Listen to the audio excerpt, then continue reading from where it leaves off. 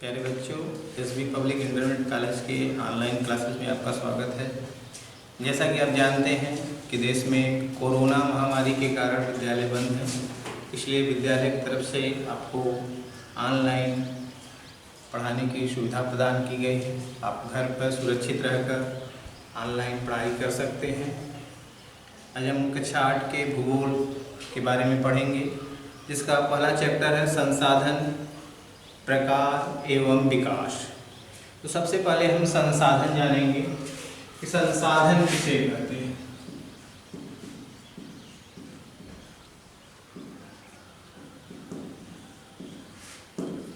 तो संसाधन कोई भी वस्तु जो प्रत्यक्ष या परोक्ष रूप से मानवीय आवश्यकताओं की पूर्ति करती है, उसे संसाधन कहा जाता है। चाहे वह हमें दिखाई दे या न दिखाई दे, लेकिन वह हमारी आवश्यकताओं की पूर्ति करती है, उसे हम संसाधन कहते हैं। जैसे भूमि है, जल है, मृदा, वन तथा खनिज संसाधन, यह सब संसाधन की श्रेणी में आते हैं। तो एक बार फिर, ऐसी कोई भी वस्तु जो प्रत्यक्ष या परोक्ष रूप से, जिसको हम दूसरे शब्दों में अप्रत्यक्ष रूप से कहते हैं, हमारी आवश्यकताओं की पूर्ति करती है, उसे संसाधन कहा जाता है। आगे है संसाधनों का वर्गीकरण। तो संसाधन दो प्रकार के होते हैं।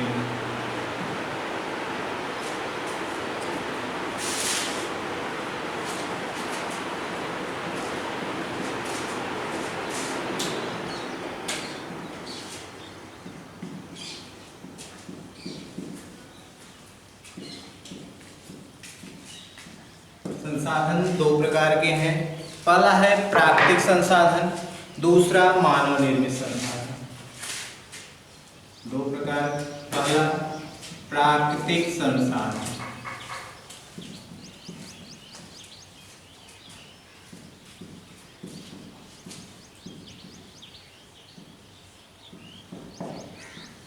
तो ऐसे संसाधन जो प्रकृति प्रदत्त होते हैं, वह प्रकृति द्वारा हमें उपहार स्वरूप मिले होते हैं, या दूसरे शब्दों में कहें, प्रकृति द्वारा निःशुल्क जो हमें वस्तुएं प्राप्त होती हैं और जो हमारे लिए उपयोगी होती हैं, उसे प्राकृतिक संसाधन कहा जाता है। इसमें आपका भूमि है, जल है, वायु है, खनिज, जीव जंतु इत्यादि प्राकृतिक संसाधन की श्रेणी में आते हैं। इसका निर्माण मनुष्य नहीं करता, प्रकृति द्वारा यह हमें मिलता है और इसके बदले में प्रकृति हमसे कोई शुल्क नहीं लेती, इसीलिए इसे प्रकृति का निःशुल्क उपहार भी कहा जाता है। तो एक बार फिर, प्राकृतिक संसाधन वे संसाधन हैं जो प्रकृति प्रदत्त होते हैं, यानी प्रकृति द्वारा हमें प्रदान किए गए रहते हैं, उसे प्राकृतिक संसाधन कहते हैं। जैसे भूमि, जल, वायु, खनिज, जीव जंतु। और ये जो प्राकृतिक संसाधन हैं, ये संसाधन हमारे धरातल पर सदैव विद्यमान रहते हैं। चाहे हम रहें चाहे न रहें, यह संसाधन हमारे धरातल पर बने रहेंगे। दूसरा है मानव निर्मित संसाधन।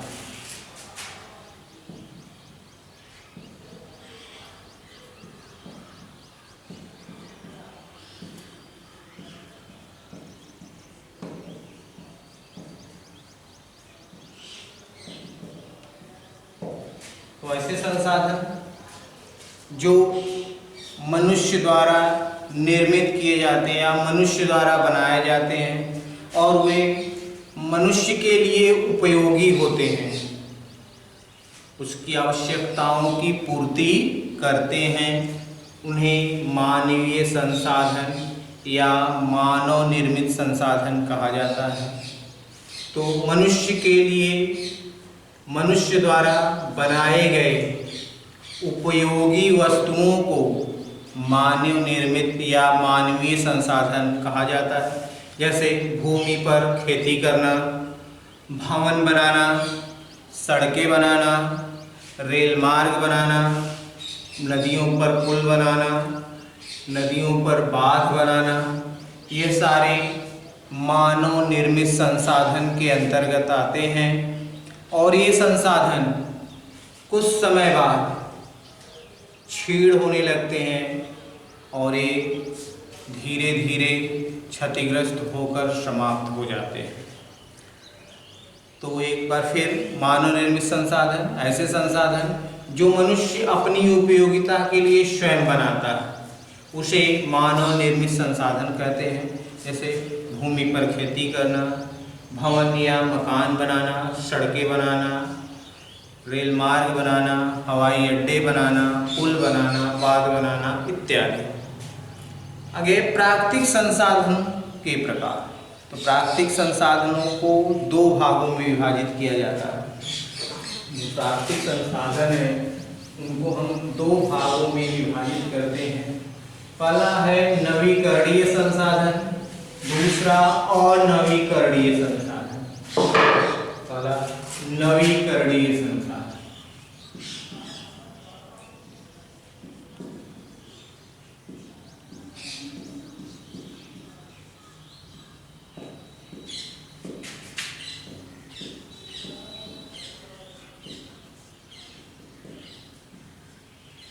नवीकरणीय संसाधन ऐसे संसाधन हैं जिनका हम एक बार प्रयोग करते हैं और वे सदा के लिए समाप्त नहीं होते, उनका हम दोबारा उपयोग करते हैं, यानी उपयोग करने पर वे समाप्त नहीं होते।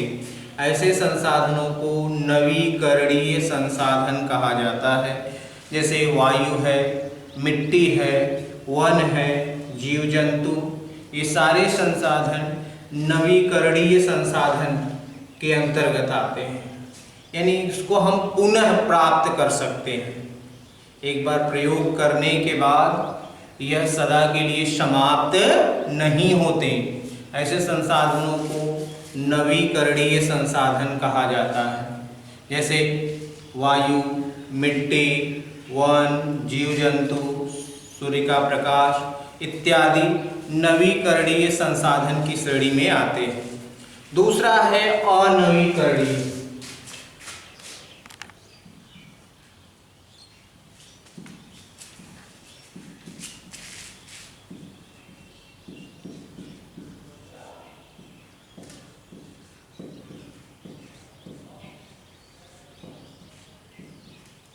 अनवीकरणीय संसाधन ऐसे संसाधन जिनका हम एक बार प्रयोग करते हैं और वे सदा के लिए समाप्त हो जाते हैं, दोबारा हम इनका प्रयोग नहीं कर पाते।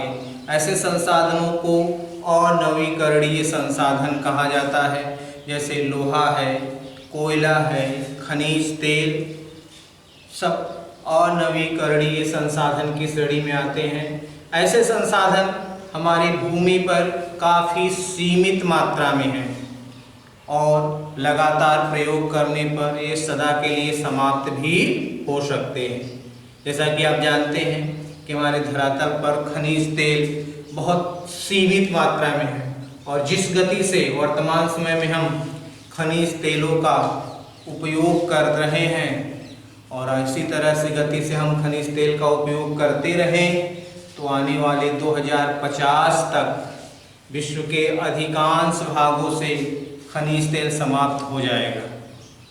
तो एक बार फिर, अनवीकरणीय संसाधन ऐसे संसाधन जिनका हम एक बार प्रयोग करते हैं और वे सदा के लिए समाप्त हो जाते हैं, उनमें कोई नवीनीकरण नहीं किया जा सकता।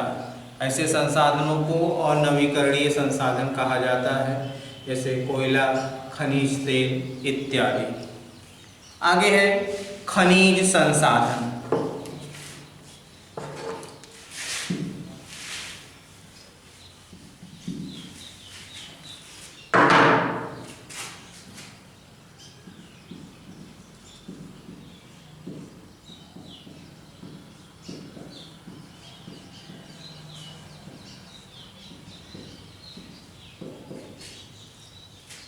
खनिज संसाधन ऐसे संसाधन जो धरातल को खोद कर निकाले जाते हैं, उन्हें खनिज संसाधन कहा जाता है।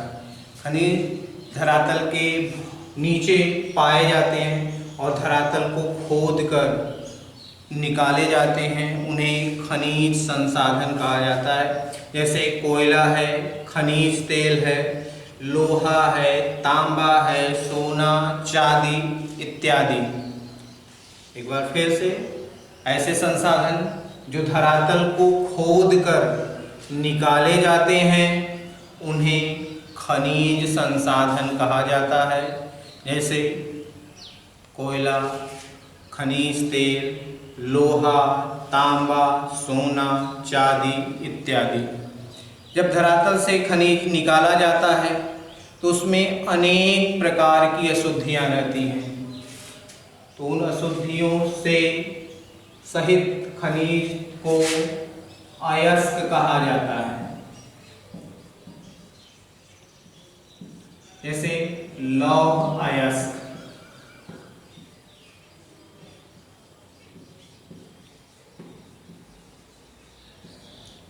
तांबा अयस्क,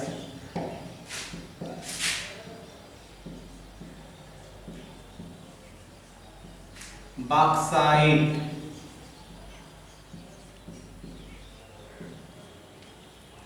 जब ये खनिज धरातल से निकाले जाते हैं तो इनमें अनेक प्रकार की अशुद्धियां रहती हैं, इसलिए इन्हें खनिज कहा जाता है। और ये खनिज धरातल के जिस स्थान से खोद कर निकाले जाते हैं उसे खान कहते हैं। जिस स्थान पर एक खनिज खोद कर निकाले जाते हैं उस स्थान को खान कहा जाता है। खनिज तेल जब धरातल से निकाला जाता है तो उसमें अनेक प्रकार की अशुद्धियां रहती हैं, उसे कच्चा तेल कहते हैं।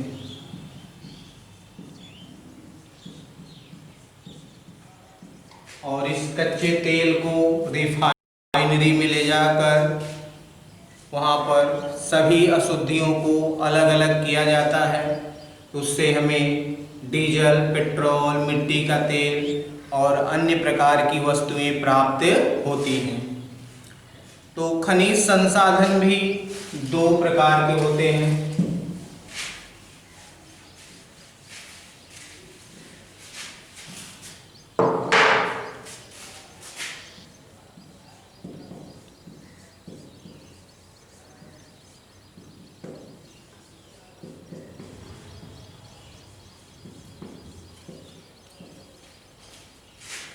पहला है धात्विक खनिज।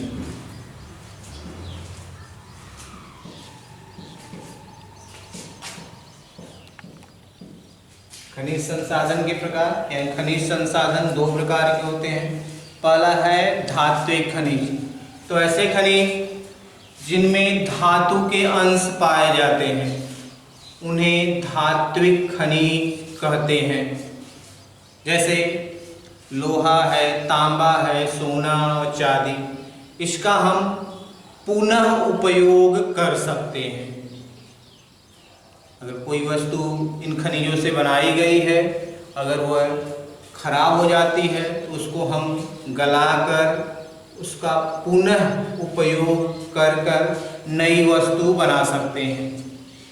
एक बार फिर, धात्विक खनिज ऐसे खनिज जिसमें धातु के अंश पाए जाते हैं उन्हें धात्विक खनिज कहते हैं। जैसे लोहा, तांबा, सोना, चांदी इत्यादि। दूसरा है अधात्विक खनिज।